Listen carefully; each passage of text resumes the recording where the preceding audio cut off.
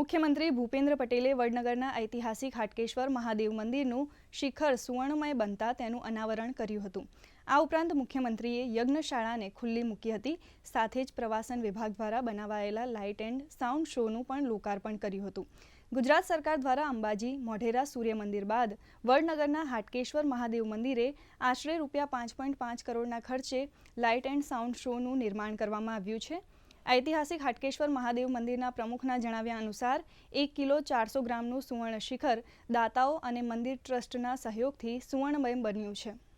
પુરાણા પ્રસિદ્ધ આ પવિત્ર મંદિરના વિકાસ કામોથી વડાપ્રધાનશ્રીએ આપેલા વિકાસ પણ વિરાસત પણ મંત્રને સાર્થક થયો છે। વડનગર એટલે ભવ્ય નગરી, દિવ્ય નગરી અને સદીઓથી અડીખમ અડગ નગરી। વડનગરની પ્રાચીનતા ધાર્મિકતાનું ચેતનવંતું ધામ છે। રાજ્યના પવિત્ર યાત્રાધામો અગત્યનું સ્થાન આ હાટકેશ્વર મંદિર ધરાવે છે। આ મંદિર પરિસરમાં યાત્રાળુ સુવિધાના અંદાજે ₹4.25 કરોડ રૂપિયાના કામો યાત્રાધામ વિકાસ બોર્ડ દ્વારા અગાઉ કરવામાં આવ્યા છે। વડાપ્રધાન શ્રી મોદી સાહેબની વતન ભૂમિમાં બિરાજમાન हाटकेश्वर दादाना चरणों में कुल अंदाजे 12 करोड़ रूपियाना विकास कामोनी आजे भेट धरी है।